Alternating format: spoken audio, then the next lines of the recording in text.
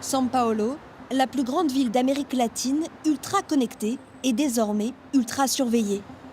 En permanence, plus de 50 000 caméras observent sans relâche les 24 millions d'habitants de cette mégalopole. Ici, un téléphone est volé toutes les 3 minutes. Dénommé Smart Sampa, c'est le plus grand système de reconnaissance faciale d'Amérique latine, censé protéger ses citoyens, en théorie. Salut mon ami, ça va? Ailton Alves habite à Heliópolis, la plus grande favela de São Paulo. Depuis l'installation des caméras, sa vie a tourné au cauchemar. Une fois, j'ai été arrêté justement en faisant ce trajet. J'étais à pied, je marchais tranquillement, il y avait une voiture de police qui m'attendait à l'arrêt de bus. C'est une erreur humaine qui associe sa photo à celle de son homonyme, un homme recherché pour le meurtre d'un policier dans un autre État. En l'espace de 7 mois, il est interpellé 5 fois. Maman, tu es à la maison? Quand j'ai vu que c'était la police, je me suis dit, il ne faut pas que je sorte. C'est en médiatisant son histoire qu'Ailton parvient enfin à faire retirer son visage du système. Mais la traque a traumatisé toute sa famille. Vous imaginez un peu la honte devant ma famille, devant mes voisins? J'ai vécu ici toute ma vie, je connais tout le monde. Tout ce qui nous reste de ça, c'est un sentiment d'impunité. Et lui, qu'est-ce qu'il devient? Et son état psychologique? Et toutes les opportunités d'emploi qu'il a perdues? Qui va réparer tout ça? Personne.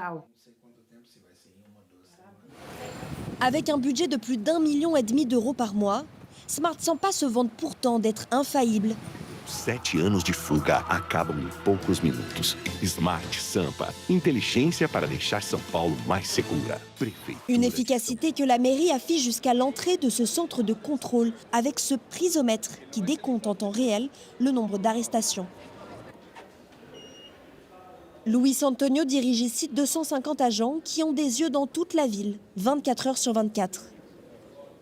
Cinco. Pegamos, mais um. Cadê que ele tá? Tá com você? Parabéns à équipe, hein. Rien que ces 2 dernières années, les vols ont diminué de plus de 15%. 153 personnes disparues ont été retrouvées et plus impressionnant encore, près de 10 000 personnes ont été arrêtées. Toutes prises en flagrant délit ou recherchées par la police selon l'inspecteur.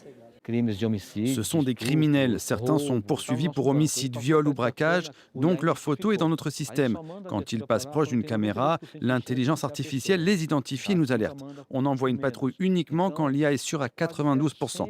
C'est presque 100% sûr que l'individu est l'auteur du crime. Mais le système est aujourd'hui fortement soupçonné de profilage racial, des accusations dont se défend la mairie. Le cas d'Ailton Alves, une exception selon eux. Sur 100% des arrestations, c'est à peine 1% d'erreur, c'est arrivé uniquement avec une seule personne.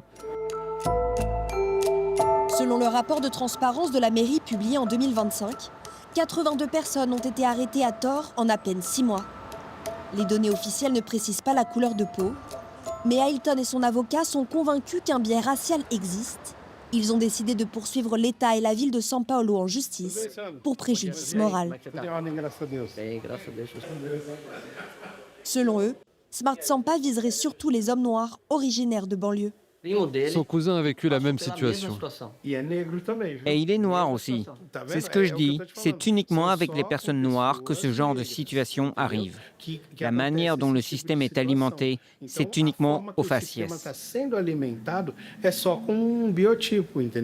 La majorité de la population ici au Brésil est noire, donc il y a bel et bien une certaine discrimination, surtout, et je vais vous le dire parce que je l'ai déjà constaté, dans les banlieues. Dans les banlieues, quand la police intervient, elle se fiche de votre classe sociale. Ce qui compte pour elle, c'est que vous vous trouviez dans la banlieue et vous serez alors traité comme un habitant de la banlieue.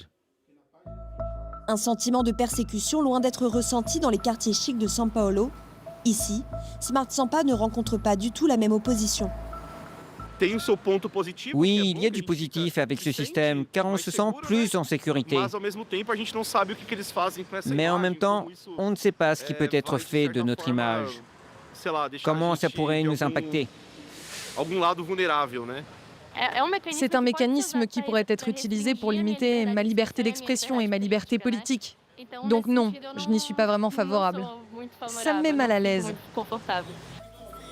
À quelques mois des élections présidentielles et législatives, Smart Sampa pourrait-il devenir un instrument politique? Les associations des droits humains s'inquiètent d'une atteinte aux libertés individuelles.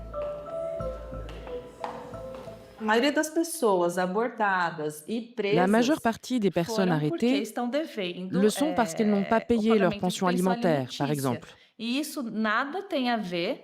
Évidemment, c'est une infraction grave, mais cela n'a rien à voir avec la sécurité publique. C'est une infraction de nature civile. Avec elle, des collectifs d'avocats demandent la mise en place d'un cadre législatif strict. Nous sommes à un point de non-retour. Il est urgent de réfléchir à l'avenir que nous souhaitons. Si nous nous dirigeons vers un futur où des projets comme Smart Sampa deviennent la norme, nous allons vivre sous surveillance permanente et notre vie privée risque de complètement disparaître.